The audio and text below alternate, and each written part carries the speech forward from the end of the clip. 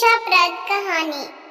एक बार एक साधु हो रहे वर्षा के जल में प्रेम और मस्ती से भरा चाल में चला जा रहा था कि साधु ने एक मिठाई की दुकान को देखा, जहां एक कढ़ाई में गर्म दूध उबाला जा रहा था और मौसम के हिसाब से दूसरी कढ़ाई में गर्मा गर्म जलेबियां तैयार हो रही थी। साधु थोड़ी देर के लिए वहां रुक गया। शायद भूख का एहसास हो रहा था या मौसम का असर था। साधु हलवाई की भट्टी को बड़े गौर से देखने लगा। साधु कुछ खाना चाहता था, लेकिन साधु की तो जेब ही नहीं थी, तो पैसे भला कहाँ से होती। साधु कुछ पल भट्टी से हाथ सेकने के बाद चला ही जाना चाहता था कि नेक दिल हलवाई से रहा ना गया और एक प्याला गर्म दूध और कुछ जलेबियां साधु को दे दी। साधु ने गर्म जलेबियां गर्म दूध के साथ खाई और फिर हाथों को ऊपर की ओर उठाकर हलवाई के लिए प्रार्थना की, फिर आगे चल दिया। साधु बाबा का पेट भर चुका था। दुनिया के दुखों से बेपरवाह वे फिर एक नए जोश से बारिश के पानी की छींटे उड़ाता चला जा रहा था। वह इस बात से बेखबर था कि एक युवा नवविवाहित जोड़ा भी वर्षा के जल से बचता हुआ उसके पीछे आ रहे हैं। एक बार गनीमत साधु ने बारिश के गंदे पानी में जोर से लात मारी। बारिश का पानी उड़ता हुआ सीधा पीछे आने वाले युवती के कपड़ों को भिगो गया। उस औरत की कीमती कपड़े कीचड़ से लथपथ हो गए। उसके युवा पति से यह बात बर्दाश्त नहीं हुई, इसलिए वह गुस्सा के आगे बढ़ा और साधु के कपड़ों को पकड़कर कहने लगा, अंधा है, तुझको नजर नहीं आता? तेरी हरकत की वजह से मेरी पत्नी के कपड़े गीले हो गए हैं और कीचड़ से भर गए हैं। साधु हक्का बक्का सा खड़ा था, जबकि इस युवा को साधु का चुप रहना नाखुश और गंवार लग रहा था। महिला ने आगे बढ़कर युवक के हाथों से साधु को छुड़ाना भी चाहा, लेकिन युवा की आंखों से नफरत की निकलती हुई चिंगारी को देखकर वह भी पीछे खिसकने पर मजबूर हो गई।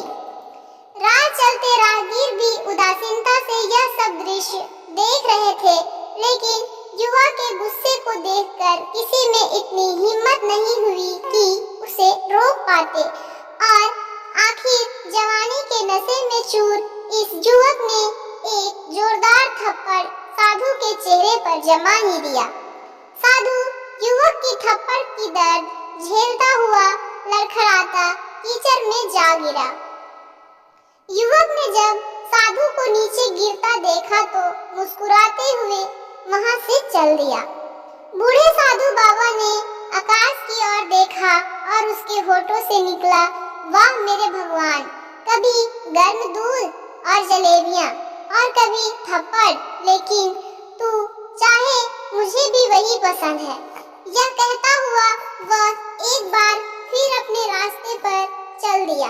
दूसरी ओर वह युवा जोड़ा अपनी मस्ती में समर्पित अपनी मंजिल की ओर अग्रसर हो गया।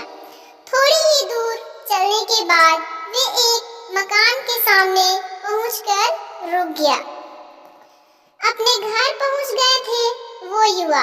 अपनी जेब से चाबी निकालकर अपनी पत्नी से हंसी मजाक करते हुए ऊपर घर की सीढ़ियां तय कर रहा था।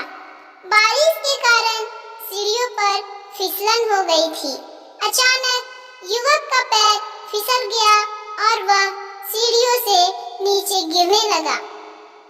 महिला ने बहुत जोर शोर से लोगों का ध्यान अपने पति की ओर आकर्षित करने की कोशिश करने लगी, जिसकी वजह से काफी लोग तुरंत सहायता के लिए युवक की ओर लपके, लेकिन देर हो चुकी थी।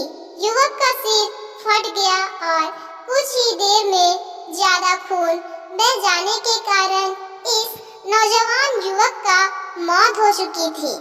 कुछ लोगों ने दूर से आते साधु बाबा को देखा तो आपस में कानाफूसी होने लगी कि निश्चित रूप से ही इस साधु बाबा ने थप्पड़ खाकर युवक को श्राप दिया है, अन्यथा ऐसे नौजवान युवक का केवल सीढ़ियों से गिरकर मर जाना बड़े अचंभित बात लगती है। कुछ मन चले युवकों ने यह बात सुनकर साधु बाबा को घेर लिया और एक युवक कहने लगा कि आप कैसे भगवान के भक्त हैं जो केवल एक थप्पड़ के कारण युवक को श्राप दे बैठे। भगवान के भक्त में ऐसी गुस्सा हरगिज नहीं होता। तब साधु बाबा कहने लगे, आप तो जरा सी असुविधा पर भी धैर्य ना कर सके। साथ वो बाबा कहे, भगवान की कसम मैंने इस युवक को श्राप नहीं दिया। तब कुछ चश्मदीद बोले, अगर आपने श्राप नहीं दिया तो ऐसा नौजवान युवा सीढ़ियों से गिरकर कैसे मर गया। तब साधु बाबा ने लोगों से एक अनोखा सवाल किया कि आप में से कोई इस सब घटना का चश्मदीद गवाह मौजूद है। एक युवक ने आगे बढ़कर कहा, हाँ, मैं इस सब घटना का चश्मदीद गवाह हूँ। मैंने ये सारी घटना को अपने आंखों से देखा है। साधु बाबा ने अगला सवाल किया उस युवक से, मेरे कदमों से जो कीचड़ उछला था, क्या वह युवक के कपड़ों को दाग किया था? युवा बोला, नहीं, लेकिन महिला के कपड़े जरूर खराब हुए थे। घर की बहू को थमाते हुए साधु बाबा ने पूछा, तो फिर युवक ने मुझे क्यों मारा? युवा कहने लगे, क्योंकि वह युवा इस महिला का प्रेमी था और यह बर्दाश्त नहीं कर सका कि उसकी प्रेमिका के कपड़ों को गंदा करे, इसलिए उस युवक ने आपको थप्पड़ मारा। युवा की बात सुनकर साधु बाबा ने एक जोरदार ठहाका बुलंद किया और कहा कि भगवान की कसम मैंने श्राप कभी किसी को भी नहीं दिया, लेकिन कोई है जो मुझसे प्रेम रखता है। अगर उसका यार सहन नहीं कर सकता तो मेरे यार को कैसे बर्दाश्त होगा कि कोई मुझे मारे। और वो इतना शक्तिशाली है कि दुनिया का बड़े से बड़ा राजा भी उसकी लाठी से डरता है। उस परमात्मा की लाठी दिखती ही नहीं और भगवान भी नहीं, और वह आवाज भी नहीं करती, लेकिन जब पड़ती है तो बहुत दर्द देती है। दोस्तों, हमारे कर्म ही हमें उनकी लाठी से बचाते हैं, बस कर्म अच्छे होने चाहिए। वीडियो अच्छी लगी हो तो लाइक और चैनल को सब्सक्राइब जरूर करें। धन्यवाद।